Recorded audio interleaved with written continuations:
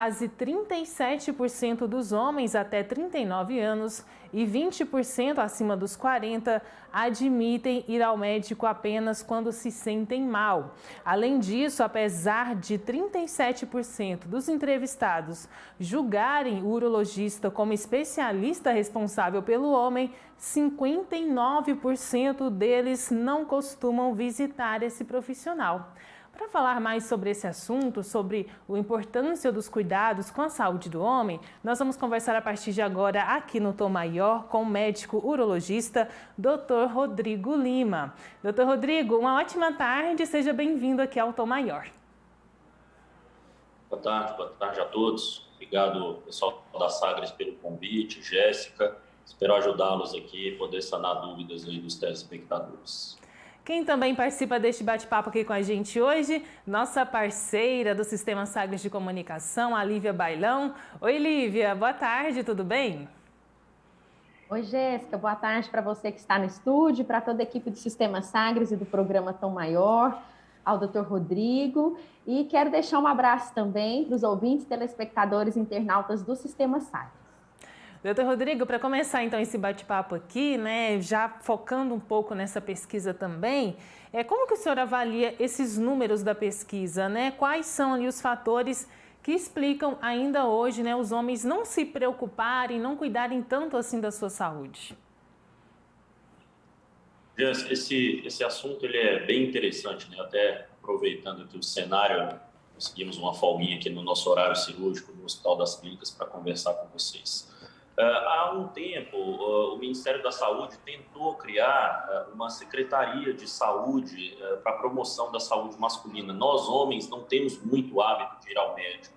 Eu brinco com alguns pacientes, tem paciente que a última vez que procurou um atendimento médico foi com 10, 12 anos, quando ainda os pais levam ao pediatra, e aí depois o homem vem com 40, 50 anos, quando começa a se preocupar com a questão da próstata, começa a ouvir falar sobre próstata. Então fica um bom tempo, um hiato muito grande, que o homem não tem um médico de confiança para avaliar a sua saúde, não focado apenas na questão da urologia, né? Você tem um estigma grande dessa questão da próstata, mas tem várias doenças aí na urologia, que tem uma faixa de maior acometimento aí entre 20 e 40 anos também. Muitos homens não sabem que eles podem apresentar determinadas doenças aqui, que talvez a gente tenha oportunidade de conversar. Então, é importante colocar essa questão na cabeça da população masculina, né? A mulher tem um ginecologista que está sempre cuidando da saúde, pedindo exames de prevenção.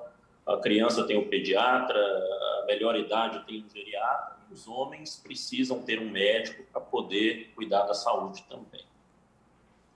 Jéssica, quero perguntar aqui para o Dr. Rodrigo. Hoje, nós entrevistamos aqui no Tom Maior há um tempo atrás a questão da estética para os homens, que os homens têm usado mais produtos, se preocupado mais. A saúde mental hoje já está mais em evidência a necessidade, né, de estar se cuidando sobre esse aspecto emocional, psicológico.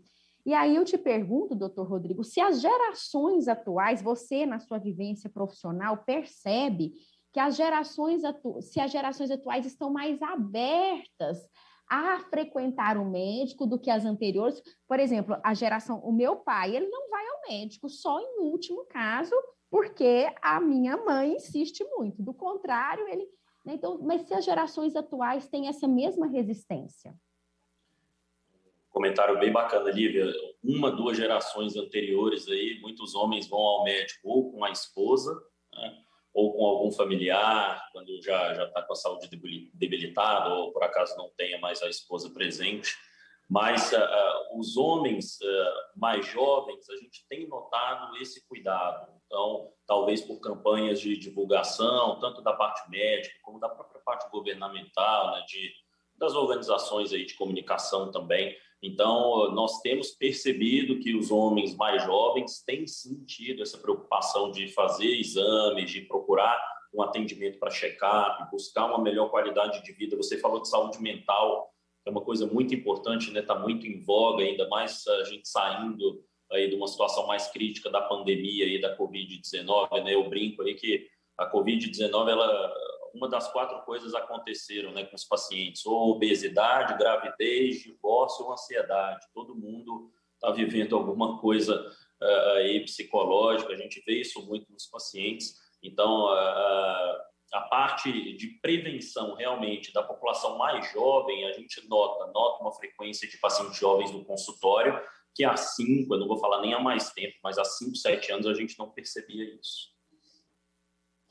Doutor Rodrigo, essa falta de procura dos homens, né, por assistência médica, ela deixa esse público vulnerável a quais tipos de doença, né? Quais são as principais doenças que são prejudiciais, né, são ali mais perigosas, né, para a saúde do homem, mais suscetíveis também? Perfeito. Existem doenças silenciosas, né, da faixa etária da juventude, que pode acometer em qualquer momento ao longo da vida, mas, por exemplo, infecções sexualmente transmissíveis podem ser silenciosas por um bom tempo.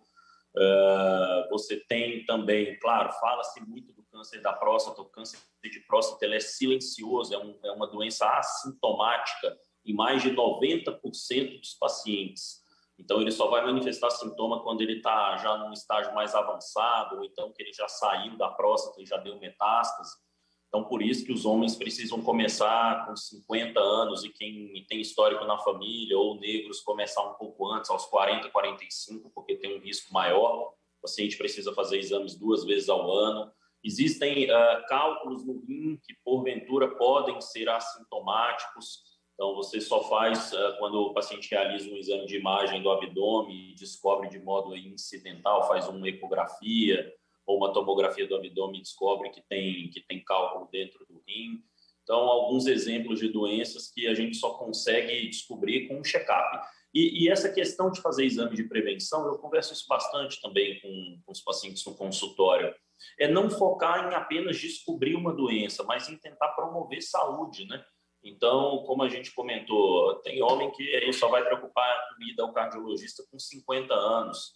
Então, o paciente que vai lá com 30 e poucos anos, 40 anos, é uma oportunidade da gente aferir o colesterol, o nível de glicose, né, de açúcar no sangue, de medir, aferir a pressão arterial do paciente para ver se ele pode estar com hipertensão arterial.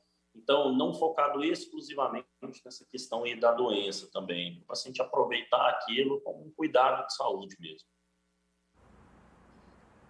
Jéssica, eu vou perguntar aqui para o doutor Rodrigo, qual é a idade indicada para que os homens, rapazes, busquem urologista, né? Porque as meninas, quando menstruam, já começam aí a saúde ginecológica, já visitam ginecologista e por aí vai. E os homens, doutor?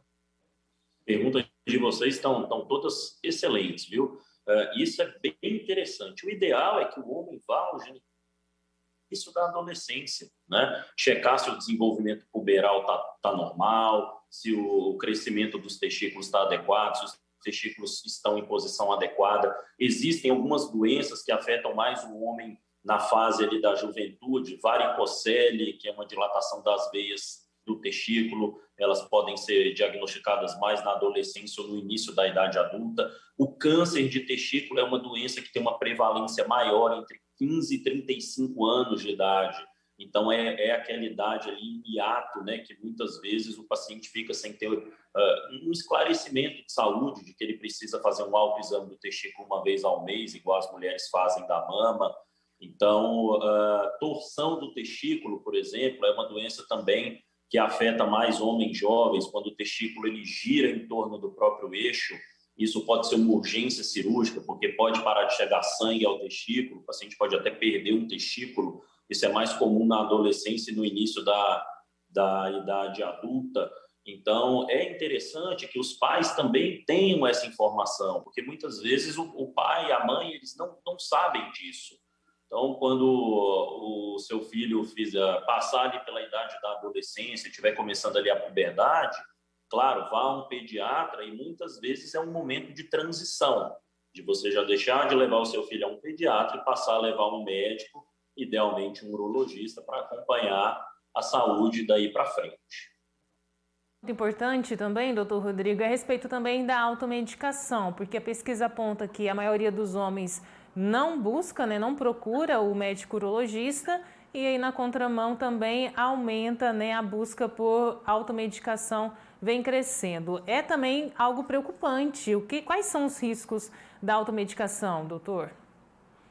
Isso é bem interessante, Jéssica. A automedicação, ela vem, acho que ela traz uma carga atrás dela, muitas vezes, de infalibilidade, né? Os homens, principalmente de uma geração ainda anterior, trazem essa carga emocional de que não podem ficar doentes, que eles são os provedores do lar, precisam trabalhar, não podem faltar em casa, então começa a sentir alguma coisa, algum sintoma, ele protela uma ida ao médico, ele começa a tomar um remédio sem uma prescrição adequada, por indicação às vezes de um vizinho, de um colega de trabalho, de um farmacêutico, sem ter passado aí por um médico. Então, como vocês têm visto, né, a pandemia trouxe isso também, acho que de modo mais claro para a população. A automedicação, ela traz riscos graves à saúde. Você pode, dependendo aí dos remédios em doses erradas, ter problemas graves no fígado, problemas graves renais e, às vezes, até situações irreversíveis, né? E você pode ir protelando e atrasando o tratamento de uma doença que poderia ser mais simples. Então, essa é uma recomendação que nós, com certeza, nunca vamos dar para um paciente. Sempre procurar um profissional de saúde quando estiver sentindo alguma coisa. Doutor Rodrigo, já para finalizar aqui o nosso bate-papo, né, queria saber do senhor a sua avaliação, né, com base também na experiência que o senhor tem, que tipos de iniciativas, na sua avaliação, são necessárias para a gente romper com esses tabus relacionados à saúde masculina e também pela valorização, né, da saúde preventiva também? Com certeza, são dois pilares, né, comunicação e ensino. Então, isso que vocês estão fazendo é muito importante. Quanto mais a gente conseguir divulgar informação de qualidade, hoje a gente tem que tomar muito cuidado aí também com fake news, né? Todo mundo dá um doutor Google, os pacientes chegam já no consultório, olha, doutor, eu olhei no Google, é isso aqui que eu tenho. Então, é importante ter informação de qualidade, você disseminar essa informação, e é um serviço de formiguinha.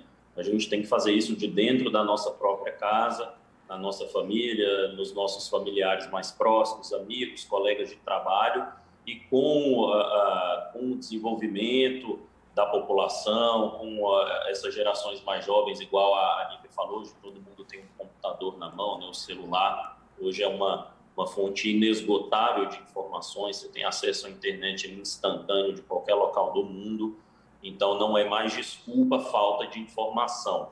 É importante que a gente eduque e que a gente tire também esse preconceito da população masculina, né? A gente já vive numa população que não aceita mais esse tipo de coisa, de piada, né? de sexualização inadequada, de piadas aí da parte urológica. Isso é uma grande bobagem, a gente precisa fazer isso de dentro da nossa casa para fora. Então, o nosso papel em casa também é muito importante. Doutor Rodrigo, muito obrigada pela conversa, né, os esclarecimentos aqui no Tom Maior. Bom trabalho, o senhor tirou um tempinho aí, está dentro do centro cirúrgico para conversar com a gente. Até uma próxima oportunidade. Imagina, eu que agradeço aí a oportunidade. Um grande abraço, bom programa para vocês aí, uma boa tarde. Conversamos aqui no